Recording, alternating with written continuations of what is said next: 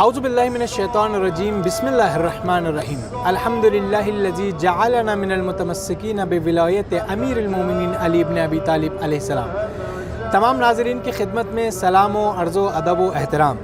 حرم مطہر امام رضا علیہ السلام میں موجود ہیں اور یہ شب بڑی مبارک شب ہے۔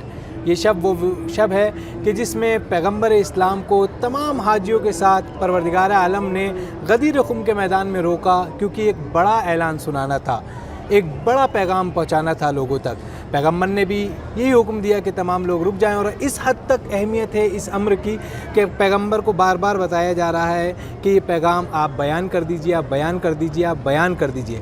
پیغمبر نے غدیر خم کے میدان میں حاجیوں کو روکا، جو جا چکے تھے ان کو واپس بلایا، جو آنے والے تھے ان کا انتظار کیا۔ کس پیغام کے بارے میں؟ غدیر خم کے پیغام کے بارے میں کہ ولایت علی ابن ابی طالب کو پہنچانا تھا۔ اسی موضوع پر آج کی شب ہم گفتگو کرنے کے لیے حاضر ہیں۔ ہمارے آج کے مہمان حجت الاسلام والمسلمین مولانا ظہیر عباس باقری صاحب ہیں۔ السلام علیکم قبلہ۔ وعلیکم السلام ورحمۃ اللہ۔ آپ کو عید غدیر بہت بہت مبارک ہو۔ بہت بہت مبارک ہو، اور تمام ناظرین کو بھی جو ہے تہہ دل سے حرم امام رضا علیہ الصلوۃ والسلام سے عید غدیر کی جو ہے مبارکباد پیش کرتے ہیں۔ قبلہ بہت بہت مبارک ہو آپ کو بھی، اور تمام ناظرین کو بہت بہت مبارک ہو۔ قبلہ یہ عید غدیر جس کو عید غدیر کہا جاتا ہے، ایک تو غدیر کے کیا مطلب ہے؟ غدیر کو اس عید کو عید غدیر کیوں کہا جاتا ہے؟ ایک یہ، اور دوسرا یہ کہ یہ عید غدیر خم بھی کہا جاتا ہے۔ یہ دونوں طریقوں سے اس چیز کو یاد کیا جاتا ہے۔ خیر، عید ولایت ہے، عید اطعام ہے، یہ تمام اسما ہیں اس کے، لیکن اس کو دو جو ہمارے ہاں اردو زبان اور فارسی زبان اور عرب زبان میں مشہور ہے، وہ عید غدیر اور عید غدیر خم، ان کو دونوں اسما کو، دونوں اسموں کو کیا مناسبت ہے؟ اس میں روشنی ڈالیے۔ بسم اللہ الرحمن الرحیم وبہ نستعین وہو خیر المعین۔ ماشاء اللہ سے بہت عمدہ سوال ہے، بہت اچھا سوال ہے آپ کا۔ دیکھیے، سب سے پہلے تو میں عرض کروں کہ اس کے معنی کیا ہیں۔ غدیر خم کے جو ہے غدیر خم کے معنی جو ہیں وہ اہل لغت نے جو ہیں 2-3 معنی بیان کیے، زیادہ نہیں ہیں۔ اس میں سب سے جو معروف اور متفق معنی ہے وہ ایسی جگہ کو کہا جاتا ہے کہ جہاں پر پانی جمع ہو بارش کا۔ اچھا، غدیر اس کو کہا جاتا ہے؟ ہاں، غدیر اس کو کہا جاتا ہے کہ جہاں پر بارش کا پانی اکٹھا ہوتا ہو، جی، یا وہ نشیب والی جگہ جس میں جو ہے پانی جمع ہوتا ہو۔ کنواں نہیں کہا جاتا، کنواں نہیں کہیں گے، کنواں کو عربی میں جو ہے وہ چاہ کہتے ہیں، یا مثلا جو ہے وہ بیئر کہتے ہیں، گڈھا جس کو جو ہے گڑھا اسی کو بولتے ہیں، نشیب جس کو کہا جائے کہ جہاں پر بارش کا پانی بلندی سے جو ہے وہ سرازیر کی طرف آتے وہاں پانی جمع ہو جائے۔ اچھا، تو اس کو جو ہے اس کے معنی میں کہا جاتا ہے۔ دوسرے ہے کہ جو ہے غدیر جو ہے وہ جغرافی اور جو ہے وہ کیا نام ہے جو ہے وہ منطقے اور مکان کے اعتبار سے جو ہے وہ جوفہ ایک جگہ ہے کہ جہاں پر تمام حاجی جاتے ہیں۔ جی جی جی۔ تو جوفہ سے نزدیک مقام پر یہ ایک ایسی جگہ ہے کہ جہاں پر جو ہے وہ غدیر واقع، اس سے غدیر کے پاس ہے یہ۔ دوسرے ہے کہ غدیر کو غدیر خم کے نام سے، کہ عید کے نام سے کیوں جانتے ہیں؟ جی، اس لیے کہ دیکھیں، تاریخ میں اور اسلام میں جو ہے وہ بہت سے ایسی چیزیں ہیں، واقعات جس کو کہا ہے، حادثات ایسے ہیں جو پیش آتے ہیں، حادثات، تو اس کو جو ہے اس مقام کے نام سے جو ہے پہچانا جاتا ہے۔ جیسے مثلا جنگ بدر ہوئی، بدر جو کوئی کسی چیز کا نام نہیں ہے، جنگ بدر اس لیے معروف ہوئی کیونکہ بدر کے نام سے، کیونکہ وہ مقام جہاں پر جنگ واقع اس کا نام بدر تھا، جی، تو لہٰذا جنگ بدر کہا گیا اس کو۔ اسی طرح جنگ احد لے لیجیے آپ، تو جنگ احد کو کیوں جنگ کہا گیا؟ ایک پہاڑ تھا احد کے، اس مقام کا نام احد تھا، لہٰذا وہ معروف ہوئی جنگ احد سے۔ اس طرح جنگ حنین ہے، اور اس طرح دوسرے مقامات جیسے مباہلہ کیوں خندق ہے، خیبر ہے، اس لیے مقام سے جو ہے وہ معروف ہو جاتے تھے، اور اسی نام سے جو ہے وہ تاریخ میں ثبت ہوتے تھے۔ تو خم ایک جگہ کا نام ہاں، ہے، غدیر ایک گڑھے کا نام ہے، جی جی پانی جی، جمع۔ غدیر خم ایک جگہ کا نام ہے، تو لہٰذا اس عید کو عید غدیر خم اس لیے کہا گیا ہے تاکہ اس کے مقام اور اس مکان کی وجہ سے نسبت دی گئی ہے کہ جہاں پر رسول نے یہ مبارک اعلان اللہ کی طرف سے جو ہے وہ جن پر نازل ہوا تھا اس کو لوگوں تک پہنچایا، تو اس کے نام سے یہ اس روز کے نام سے عید غدیر خم کے نام سے مشہور ہو گیا۔ جی، یعنی غدیر جو اس مقام کو کہا جاتا ہے، خم وہ جگہ کا نام ہے۔ جی جی جی جی، دیکھ لو، بہت اچھے طریقے سے آپ نے ان دونوں چیزوں کو واضح کیا کہ غدیر اور غدیر خم اس کو کیوں کہا جاتا ہے۔ اچھا، خود عید غدیر خم جو ہے اس کی کیا خصوصیات ہیں، اس میں کیا نکات پوشیدہ ہیں، اگر ہمارے ناظرین کے لیے بیان فرمائیں۔ جی جی، ماشاء اللہ۔ دیکھیں، بہت اچھا سوال ہے آپ کا، کیونکہ دیکھیں غدیر کے فضائل میں جو ہے نا جو بہت زیادہ فضیلت ہے، لیکن اگر اس پورے واقعے کو، غدیر کو جو ہے وہ اگر سمیٹا جائے تو تقریباً 3 نکات اور 3 جو ہے فضیلتوں میں جمع ہو جاتا ہے کلی طور سے۔ سب سے پہلے کیا؟ سب سے پہلے کہ یہ غدیر بذاتی فضیلت ہے امام علی علیہ الصلوۃ والسلام کی، ایک یہ۔ دوسری یہ فضیلت ہے خود رسول اللہ صلی اللہ علیہ وآلہ وسلم کی۔ تیسری فضیلت ہے خود اسلام اور مسلمین کی۔ اچھا، ہاں، تو ایک ایک کر کے میں جو ہے وہ مختصر جو ہے وہ ان تینوں کی طرف جو ہے کھولنا چاہوں گا، جو ہے واضح کرنا چاہوں گا مختصراً۔ امام علی کی فضیلت کیا ہے کہ امام علی کی فضیلت یہ ہے کیونکہ یہ وہ فضیلت ہے کہ جو کسی کو آج تک نہیں ملی تھی اوصیاؤں میں۔ فضیلت یہ ہے کہ رسول نے اللہ کے حکم سے خلافت و جانشین امام علی کا اعلان کیا، تو اس سے اور آگے بڑھیں، اس میں نکات بہت نکات ہیں۔ ایک نقطہ سب سے پہلے یہ یہاں پہ آیا کہ ولایت اور جانشین جو اللہ کا خلیفہ ہوتا ہے وہ صرف اللہ ہی چنتا ہے، اس سے ثابت ہوتا ہے۔ جی، پھر وہ سقیفہ ختم ہو جاتا ہے۔ ہاں، سقیفہ ختم ہوتا ہے۔ دوسرے جو ہے وہ مثلا جو ہے وہ انتخابات کہیے یا آپ بیعت کہیے یا اجماع کہیے، وہ ختم ہو جاتے ہیں۔ کیوں؟ اس کی سب سے بڑی وجہ یہ ہے کہ یہ منصب رسالت اور امامت اللہ کا ہے، جی، کیونکہ اللہ کا جو منصب ہوتا ہے تو وہ کوئی عام انسان اس کو منتخب نہیں کرے گا، چنے گا نہیں، بے شک، کیونکہ اس کی شرائط ہوتی ہیں۔ اس میں سب سے بڑی شرط جو ہے وہ عصمت ہے، طہارت ہے، علم ہے، حلم ہے، فضیلتوں کے جو ہے وہ کمالات ہونے چاہیے اس کے اندر، اس کے اندر شخص کے اندر کہ جو خلیفہ بننے والا ہے اس کے اندر کوالٹی ہونی چاہیے۔ بغیر کوالٹی کے ہر کسی کو نہیں بنایا جاتا، جس میں سب سے مہم عصمت ہے۔ تو لہٰذا صرف جو ہے وہ خلیفہ اور جو جانشین پیغمبر کسی کا بھی ہو، نہ کسی رسول خدا کا، وہ اللہ کی طرف سے ہوگا۔ میں عرض کر سکوں اس کی طرف دوسرا، کیونکہ اگر تاریخ کا اگر آپ مطالعہ کریں گے اور انبیاء کی سیرت کو دیکھیں گے تو کسی بھی نبی نے اپنے جانشین کو اپنی طرف سے نہیں بنایا کہ بھئی میرا بھائی ہے، میرا دوست ہے، میرا گھر والا ہے، میرا جو ہے مثلا آشنا ہے، میں اس کو اپنی مرضی سے لوگوں کا خلیفہ چن لوں۔ ایسا نہیں ہے، نہ ہی نبوت کو کوئی نبی بن سکتا ہے اپنی طرف سے، بلکہ جس طرح نبوت کے لیے اللہ کی جو ہے وہ جانب سے ہونا چاہیے، ویسے ہی اس کے خلیفہ، اس کے جانشین کو بھی جو ہے اللہ کی جانب سے ہونا چاہیے۔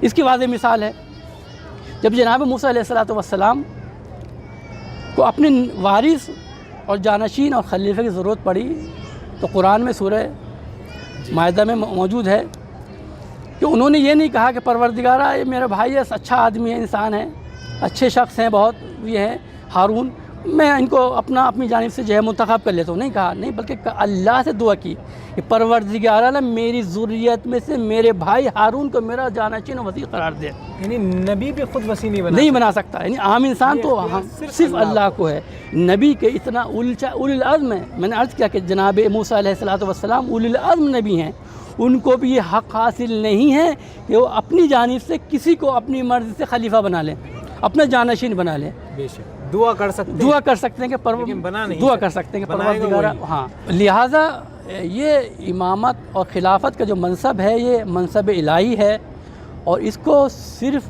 خداوند عالم کی جانب سے ہی معین کر سکتے ہیں، جیسا کہ تمام سیرت آدم سے لے کے خاتم تک کی جو سیرت ہے اس میں ہمیں یہی ملتا ہے کہ تمام کے تمام انبیاء کو بھی اور تمام کے تمام جو ہے وہ ان کے اوصیاء اور جانشین و خلیفہ کو اللہ کی جانب سے ہی معین کیا گیا، ولو کہ جو ہے دعا کے ذریعے سے نبی کی کیا گیا ہے، لیکن جانب جو انتخاب کرنے والا تھا اور معین کرنے والا تھا خلیفہ کو وہ اللہ تھا۔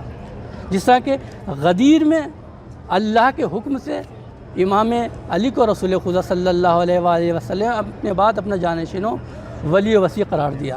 بے شک، اور قبلہ حقدار بھی مولا کائنات تھے، بتائیے وہ مولا کائنات جن کی قابل ولادت ہے اور ہر جنگ میں آپ کی سر پر فتح کا سہرا بن رہا ہے، مولا قدم قدم پر رسول اللہ کے محافظ بنے ہوئے ہیں، اسلام کے دفاع کے لیے جنگیں لڑ رہے ہیں۔ بہرحال اس سے زیادہ حقدار کوئی اور تھا بھی نہیں، کیونکہ اللہ بھی حقدار کو ہی چنتا ہے ولی اور وصی بنانے کے لیے۔ تو اس کے بعد آتے ہیں دوسرے پوائنٹ کی طرف کہ جو اس کے اندر رسول کی فضیلت ہے۔ رسول کی فضیلت کیا ہے کہ رسول کی فضیلت یہ ہے کہ یہاں پر 3 جو ہے تقریباً 2 یا 3 اور بھی بہت سی فضیلت، لیکن چند کی طرف جب میں اشارہ کرتا ہوں، سب سے بڑی رسول کی فضیلت یہ ہے کہ ان کو خاتمیت کی جو ہے وہ سند ملی یہاں پر، کہ رسول کے بعد اگر کوئی سوچتا کہ رسول خدا کے بعد کوئی اور نبی آئے گا تو یہاں پر وہ سد باب ہو گیا، کیونکہ رسول کے بعد نبی نہیں، ان کے جانشین قرار دیے گئے امام علی۔ یہ دوسرے کہ جناب رسول خدا کی رسالت کی تصدیق ہوئی یہاں پر، یعنی ان کی جو پوری اس کو کہا جائے پورا جو برنامہ تھا، ان کا جو پورا جو ہے وہ ہدف تھا رسالت کا، اس غدیر پر آ کر جو ہے وہ پورا ہوا۔ نہ صرف رسول کی رسالت بلکہ تمام انبیاء کی از اول آدم تا خاتم کی جو ان کا ہدف تھا اور مقصد تھا وہ تو اسلام تھا، اس اسلام کو یہاں پر آ کر جو ہے وہ اکمال کی ڈگری ملی۔ اور رسالت کی جو خود کہا قرآن میں ہے سورہ مائدہ کہ اے رسول اگر آپ نے یہ نہیں پہنچایا، یہ پیغام نہیں پہنچایا تو آپ نے رسالت کا کوئی کام انجام نہیں دیا۔ یعنی اتنا ضروری پیغام تھا کہ رسالت کی جو تمام یعنی زحمات جو آپ یعنی تمام مومنین جانتے کہ رسول نے زحمات کو دین اسلام کے لیے جو برداشت کیا وہ میں عرض نہیں کرنا چاہوں، تمام جانتے ہیں۔ یہ پوائنٹ صرف یہ ہے کہ یہاں پر رسول کی جو جتنی زحمتیں تھیں، 23 سالہ زحمتیں رسالت کے بعد جو آپ مبعوث جو رسالت پہ فائز ہو، اس کے بعد سے 23 سالہ زحمتیں وہ صرف اس پوائنٹ میں تھی، اس پوائنٹ میں پوشیدہ تھی کہ اگر رسول ولایت علی کو پہنچاتے ہیں تو رسالت جو پوری 23 سال کی کامیاب ہوتی ہے اور سند اکمال ملتی ہے۔ رسول کی جو 23 سالہ زحمتیں تھیں وہ ان کی طرف میں توجہ دلانا چاہوں گا۔ کلی طور سے میں کہوں گا جو آپ سب لوگ جانتے ہیں، تمام ہمارے ناظرین اس سے بہتر مجھ سے بہتر جانتے ہیں کیونکہ تمام مجالس میں سنتے رہتے ہیں، اس طرف اشارہ کرنے کی ضرورت نہیں۔ صرف میں ایک پوائنٹ کی طرف اشارہ کرنا چاہوں گا، وہ یہ ہے کہ رسول کی جو 23 سال کی زحمت تھی وہ منوط تھی اور موکول تھی اور پوشیدہ تھی صرف ولایت علی علیہ السلام میں۔ یعنی کیا؟ یعنی کہ اگر رسول پیغام ولایت علی اور جانشین خلافت علی کو نہیں پہنچاتے ہیں، گویا ان کا ایسا ہے کہ انہوں نے رسالت کو انجام ہی نہیں دیا۔ قرآن کی روح سے بھی ہے، قرآن کی جو ہے آیت کہہ رہی ہے کہ آپ نے جو ہے پیغام رسالت نہیں پہنچایا۔ تو یہ رسول کے لیے فضیلت ہو گئی کہ اس ولایت علی کو پہنچانے کے ذریعے جناب رسول خدا صلی اللہ علیہ وسلم 23 سالہ زحمت جو ہے وہ مکمل ہوتی ہے، 23 سالہ جو ہے وہ زحمات کا نتیجہ ملتا ہے اور وہ قبول ہوتی ہے بارگاہ الہی میں۔ بے شک، اور خود پہنچایا بھی ایسے مقام پہ پہنچایا کہ غضب کی گرمی تھی، سورج سوانیزے پر موجود تھا، نہ درختوں کا سایہ تھا، سب حاجی، کسی حاجی کے سر پہ بال بھی نہیں تھے، درختوں کا سایہ نہیں تھا، ایک درخت تھا وہاں پر پرانا جو غدیر کے خم جو کنواں تھا، اس کے بعد رسول نے کہا تھا اس درخت کے نیچے کوئی نہیں جائے گا، کوئی نہیں جائے گا۔ یعنی یہ پیغام آپ کو اپنے ہوش و حواس میں سننا ہے اور جو ہے سورج کی تپش کے اندر سننا ہے۔ بے شک بے شک، 1,40,000 1,20,000 یہ بات واضح ہے۔ جی جی۔ اس کے علاوہ تیسرا پوائنٹ اس میں یہ ہے کہ میں نے جیسے عرض کیا کہ یہ مسلمانوں کے لیے اور اسلام کے لیے فضیلت ہے۔ یہ از آدم خاتم یعنی رسول خدا تک، جناب آدم سے لے کے رسول خدا تک یہ واحد دین ہے، دین اسلام، کہ جس کو تکمیل اور مکمل ہونے کی جو ہے وہ ڈگری اور سند اللہ تعالیٰ نے دی ہے۔ یہ فخر ہے مسلمانوں کے لیے کہ عیسائیت، یہودیت، کوئی سا بھی مذہب ہو آج تک جو ہے اس کو کسی کو جو ہے تکمیل تک کی سند تکمیلی نہیں ملی اس کو۔ صرف یہ واحد مذہب ہے، واحد دین ہے کہ اسلام کو، جس کو اللہ نے جو ہے وہ اکمال کا اکملت لکم دینکم، آج میں نے الیوم اکملت لکم دینکم، آج میں نے اپنے دین کو جو ہے تم پر جو ہے وہ کیا ہے وہ اکمال کر دیا اور میں اس دین سے راضی ہو گیا۔ یعنی وہ مسلمان، بہت سے مسلمان حضرات ایسے ہیں وہ سوچتے ہیں کہ دل میں جو ہے وسواس رہتے ہیں، شیطانی شبہات اور جو آتے ہیں وہ سوچتے ہیں کہ شاید ہم مسلمان حق پہ نہ ہوں۔ ایسا نہیں ہے، قرآن کی روح سے اور کیا نام ہے جو تاریخ میں دیکھا جائے اس کی روح سے دیکھیں تو مسلمان ایک ایسا دین ہے کہ جو سند یافتہ ہے اللہ کی جانب سے اور حق پر دین ہے۔ یہ ایسا کوئی دین نہیں، چاہے نصارہ ہو یا یہودیت ہو یا کوئی اور اس سے مذہب ہو، وہ کامل نہیں ہے، ناقص دین ہے۔ کامل دین صرف اسلام ہے کہ جو قرآن نے بھی بیان کیا ہے اور رسول نے اس کو لوگوں تک پہنچایا ہے۔ واقعاً قبلہ آپ نے جیسے کہ فرمایا کہ دین اسلام کامل دین ہے، بے شک، اس میں کوئی شک اللہ نہیں نے ہے۔ جو بھی حکم دیا ہے وہ انسان کی حکمت کے لیے دیا ہے، اس کی بہتری کمال کے لیے دیا ہے، اس کی اکمال کے لیے دیا ہے، اس کی برتری کے لیے دیا ہے، بے اس کو شک۔ معراج تک پہنچانے کے لیے حکم دیا ہے۔ اصل ہدف یہی ہے دین کا۔ مصلحت ہی یہی ہے۔ جی جی۔ بہرحال اگر کوئی حکم اللہ نے دیا ہے حجاب کا، تو کوئی عورت اگر حجاب کرے، کوئی لڑکی حجاب کرے، تو اللہ نے اس کے نقصان کے لیے نہیں دیا بلکہ اسی اس کے کے فائدے فائدے کے کے لیے لیے دیا دیا ہے، ہے۔ بے شک۔ یا پھر نماز کا حکم ہے، روزہ کا حکم ہے، کوئی لوگ بھی اس کو حکم گناہ ہے۔ سمجھتے ہیں۔ یہ دین کامل ہونے کا مطلب یہی ہے کہ پورے دین پہ ہی انسان کو عمل کرنا چاہیے، بے تب شک۔ وہ دیندار ہے، تب جی وہ جی جی مسلمان جی ہے۔ جی۔ بہرحال قبلہ یہ عید غدیر عید اکبر ہے اور بافضیلت عید ہے، بے اس کی شک۔ مختصر طور پر فضیلتوں کو آپ بیان کر دیجئے، اور یہ بتائیے کہ اس دن اگر یہ فضیلت والی عید ہے تو اس دن کون کون سے اعمال ہیں جو ہمیں کرنے چاہیے، کیونکہ مومنین کے اکثر سوال یہ رہتے ہیں کہ اعمال نہیں معلوم ہوتے، مومنین جی جی۔ دنیا کے کونے کونے پر ہیں، اور ہماری کوشش یہ رہتی ہے اس پروگرام کے ذریعے کہ آپ تمام حضرات تک اس بارگاہ مقدس ملکوتی حضرت امام رضا علیہ السلام سے اعمال اور فضیلتیں اور دین، اسلام، احکام، یہ سب چیزیں آپ تک پہنچائیں۔ تو عید غدیر کی فضیلت اور اس کے اعمال قبلہ روشنی ڈالیں۔ ماشاءاللہ بہت اچھا سوال ہے آپ کا۔ دیکھیں غدیر کی جو ہے عید غدیر بہت فضیلت ہے۔ سب سے پہلے یہ آسمانی عید ہے، سب سے بڑی فضیلت میں یہ ہے، امام فرماتے ہیں، امام صادق اور امام رضا علیہ السلام فرماتے ہیں کہ یہ آسمانی عید ہے، یعنی کیا کہ یہ عید زمین سے زیادہ آسمان پر مشہور ہے، واہ۔ وہاں زیادہ منائی جاتی ہے۔ دوسرے کہ اس عید کی فضیلت میں جو ہے وہ اگر دیکھا جائے تو اس کے اعمال، اس کے اندر جو اہل بیت کی طرف سے سفارشیں ہوئی ہیں کہ اس دن اعمال انجام دینے چاہیے، جی، تو اس کی فضیلت کی جو ہے اجاگر کرتا ہے، روشن کرتا ہے۔ مثال کے طور پر اس دن روزہ رکھنا مستحب ہے۔ جی، روایت میں ہے امام صادق علیہ السلام کے کہ جو شخص اس دن روزہ رکھتا ہے گویا اس نے اپنے جو ہے نا 80 سال، یا ایک روایت میں پوری عمر کا روزہ رکھا، چاہے وہ 100 سال زندہ رہتا ہو یا 80 سال یا 60 سال، کہا کہ یہ دنیا کے اندر یعنی جتنے سال زندہ رہے گا، جیسے میں نے عرض کیا کہ فضیلت میں جو ہے اس کی، جیسے امام نے فرمایا کہ یہ 60 سال یا 80 سال یا پوری عمر کا روزے کے برابر ثواب ہے۔ ایسا نہیں ہے کہ آپ جو ہے وہ ایک روزہ رکھ لیں اور پوری عمر روزہ نہ رکھیں، اول کہ یہ مستحب ہے یہ، لیکن کو مستحب ہے تو اس کا ثواب جو ہے وہ اتنا زیادہ ہے کہ وہ مستحبی 100 سال، یا جو عمر انسان کے 100 سال کرتا ہے، یا جو روایت میں 80 سال آیا ہے، اس 80 سال مستحبی روزوں کا ثواب ہے، اچھا، نہ کہ ماہ رمضان کے واجب روزوں کا ثواب ہے۔ جی جی، یعنی عید غدیر کا روزہ رکھنے سے اس کا مطلب یہ نہیں کہ ماہ رمضان کے آپ روزے جی چھوڑ جی دیں۔ جی جی، نہیں قطعاً یہ مطلب نہیں، وہ واجب روزہ ہے، واجب ہے۔ ہاں، یہ 60 سال یا میں نے عرض کیا 80 سال یا پوری عمر کے جو دنیا میں زندگی گزارتا ہے مستحب انسان، روزے رکھ رہا ہے۔ مستحب روزے رکھے تو یہ ایک روزہ اس کے برابر ہے۔ بے شک۔ ایک یہ فضیلت ہوئی۔ دوسرے جو ہے اس کے اعمال میں، جیسے میں نے عرض کیا روزہ ہے، غسل ہے، غسل کے ثواب یہ ہے کہ اس سے جو ہے تمام کے تمام گناہ معاف ہو جاتے سبحان ہیں، اللہ۔ جیسے غسل کرتا ہے۔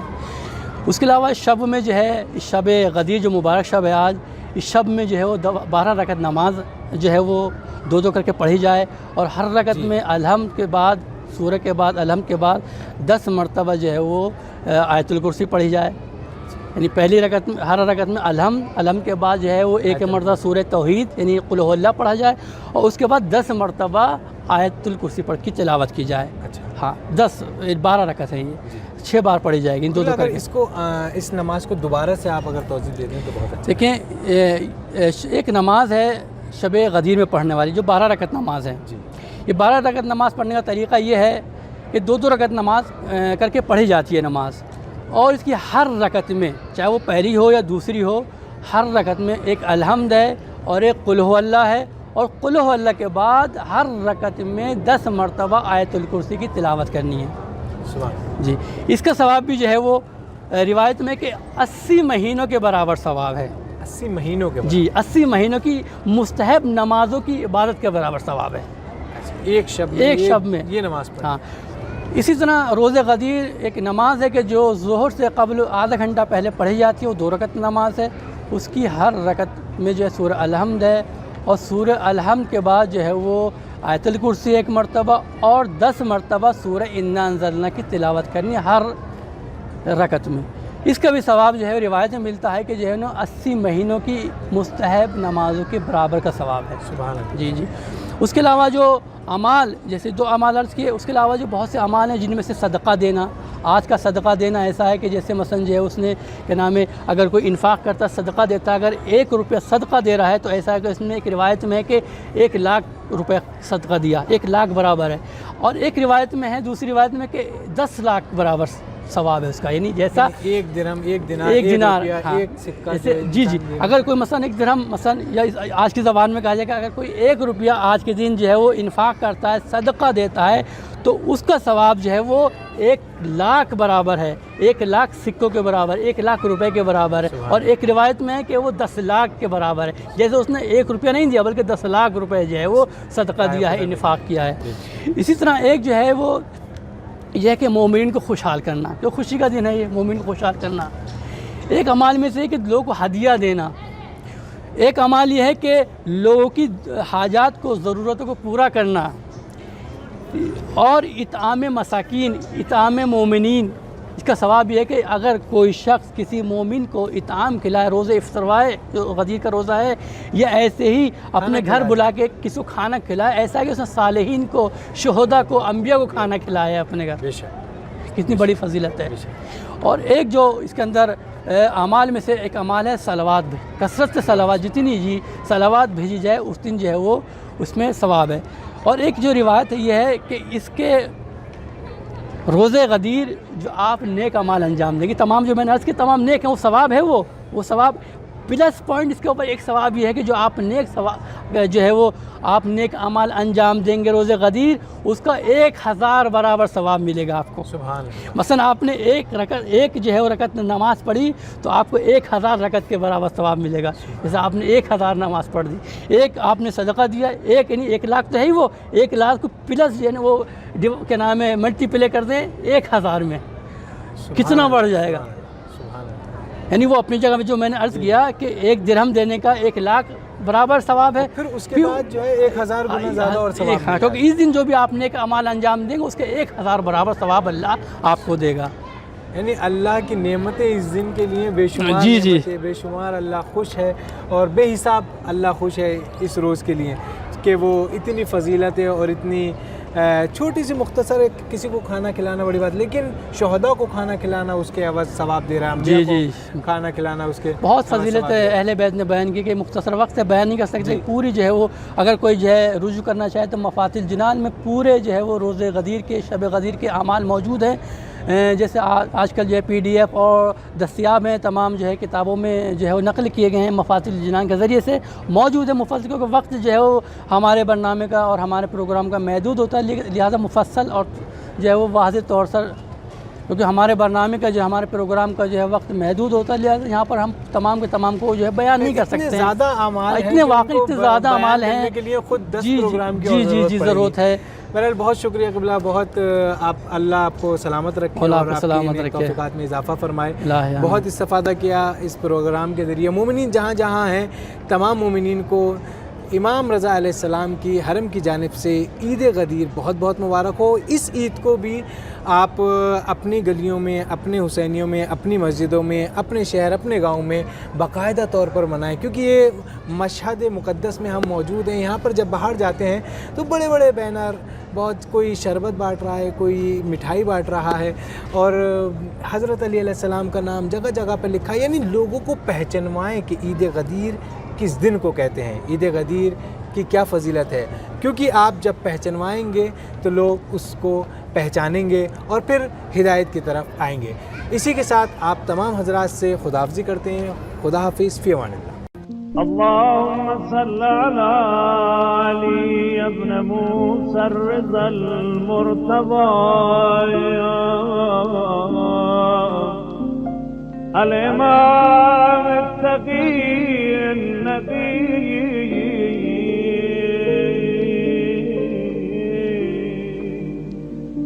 وحجتك على من فوق الأرض ومن تحت الثرايا